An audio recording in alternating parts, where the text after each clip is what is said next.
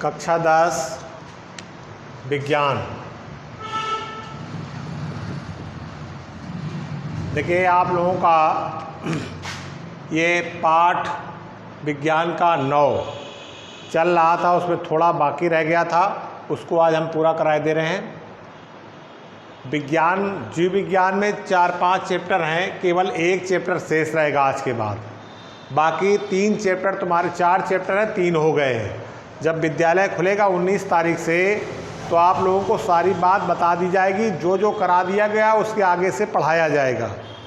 अब सवाल ये उठता है कि आपको विद्यालय आना है तो कैसे आना है। मास्क लगा करके, बिना ड्रेस के, बिना साइकिल के, और यहाँ पर दूरी बना करके विद्यालय में बैठना है।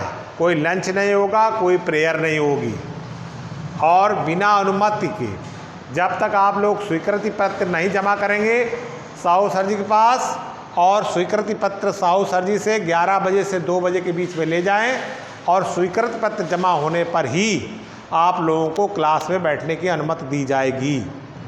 आप लोग रेगुलर कैंडिडेट हैं, इसलिए फीस का जो सिस्टम है जब विद्यालय आएंगे तो बताया जाएगा। कोई प्राइवेट आप लोग नहीं हैं, तो इसलिए साहू सर जी से 11 बजे से 2 बजे के बीच में संपर्क करें, और अनुमति पत्र अगर ना भरा हो तो आप ले करके भर दीजिए। नहीं उसके अगर आप आ भी जाएंगे उस दिन तो आपको वापस कर दिया जाएगा। जिनके अनुमति पत्र जमा हैं, क्योंकि यहाँ पर एक एंट्री हो रही है, बिना अनुमति पत्र के जो बच्चा आएगा उसको वापस कर दिया जाएगा।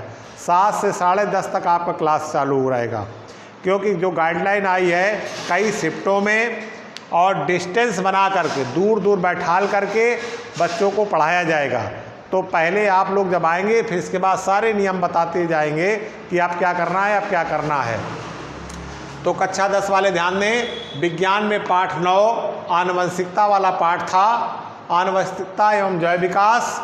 उसमें पाठ 9 में कुछ चीज़ें शेष रह गई थी, वो आज हम आपको कराए दे रहे हैं। जैसे है विकासीय संबंध खोजना। तो किसी भी चीज़ का विकास होता है तो किस प्रकार से विकास हुआ है। तो यहाँ पर विकास जीवों की बात चल रही है, तो जीवों का विकास किस प्रकार हुआ है ये बातें यहाँ पर बताई जाएंगी, उसके बारे में हम आज समझाएंगे। तो इसमें देखिए प्रकृति में जैव विकास हुआ है, इसके प्रमाण हैं कि जीवों का विकास हुआ है, इसके प्रमाण मिलते हैं।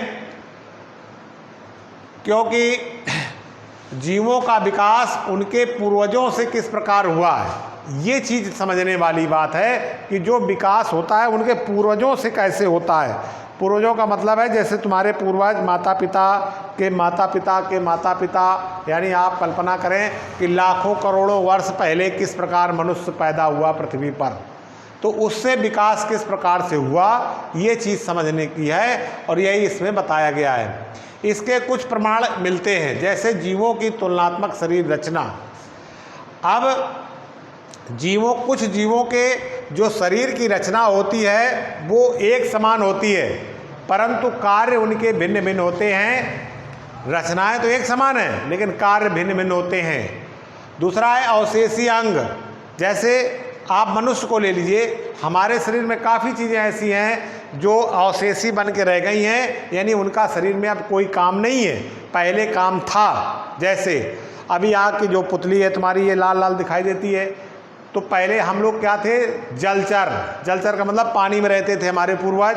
तो उनमें क्या था, जब पानी के अंदर एक झिल्ली जैसे मेंढक में अभी होती है, मछली में होती है, तो वो क्या करते हैं कि उस झिल्ली को बंद ऊपर चढ़ा लेते हैं और पानी के अंदर चलते जाते हैं। तो ये अवशेषी के रूप में रह गई है, क्योंकि इसका हमारे शरीर में अब कोई काम नहीं है।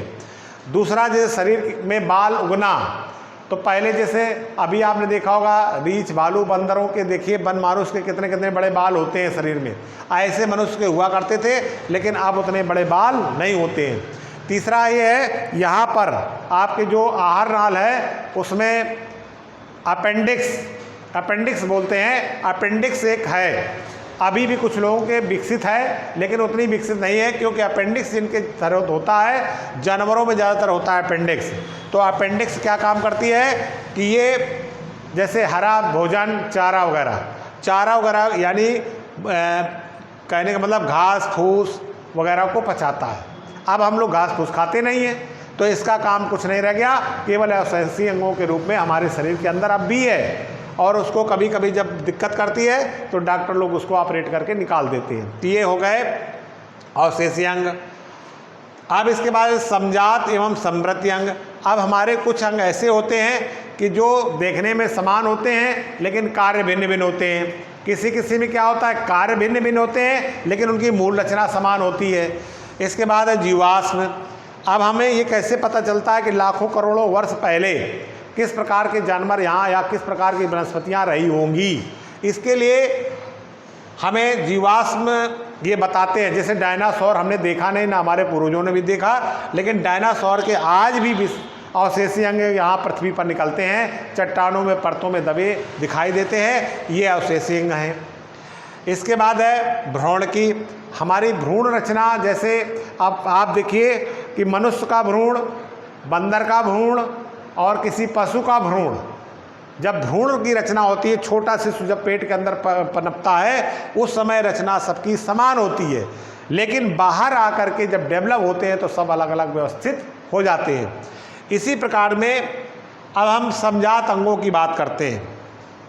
आपकी किताब में 9.11 पर चित्र दिया गया है, उसमें आप देखें मेंढक का हाथ है, पक्षी का हाथ है, मनुष्य का हाथ है, छिपकली का हाथ है। इनकी मूल रचना यानी जो हड्डियां होती हैं वो सब में बनावट एक समान होती है, लेकिन मेंढक उससे काम करता है उछलने चलने का, मनुष्य काम करता है खाने का, भोजन पकड़ने का, खाने का, ये काम करता है। तो यानी अब देखिए ध्यान दीजिए, समजात अंग यानी अंग तो समान है, हड्डियां समान है, बनावट समान है, परंतु कार्य अलग अलग हैं, इसलिए इनको समजात अंग कहते हैं। तुम्हारे चैप्टर 9 में ये 9.11 पर चित्र दिए हैं, ये आप लोगों को चित्र सहित बनाना है, चित्र सहित कापी पर ड्रा करना है, बनाना है। हम केवल चित्र नंबर लिख देते हैं क्योंकि बोर्ड पर इतना चित्र बनाना संभव नहीं है।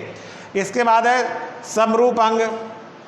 अब कुछ अंग देखने में तो समान लगते हैं, समरूप होते हैं, देखने में तो समान है। जैसे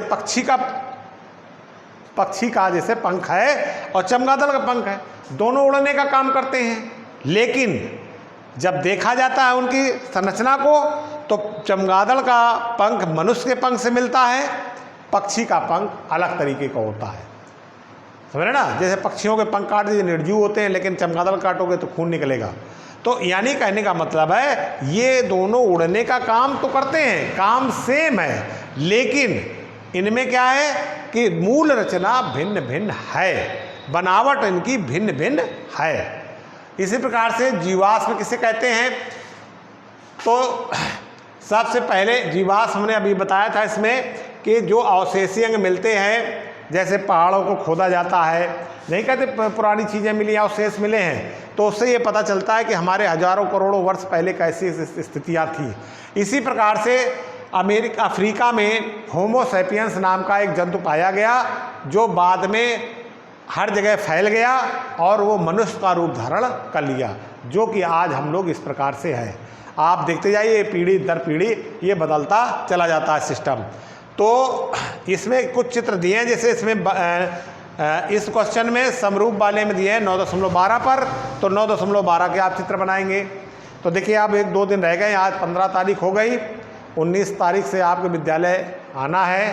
7 बजे से 10:30 बजे तक स्कूल रहेगा, कोई लंच नहीं होगा, ठीक है ना। आपको साइकिल लाना नहीं, ड्रेस में आना नहीं, मास्क लगाना ज़रूरी है और सोशल डिस्टेंसिंग के साथ यहाँ बैठना। ये नहीं कि एक जगह भीड़ लगा दे या एक जगह इकट्ठे हो जाए। अगर आना है तो एक क्रमबद्ध तरीके से आएंगे और जब आओगे तब सारी बातें बता दी जाएंगी।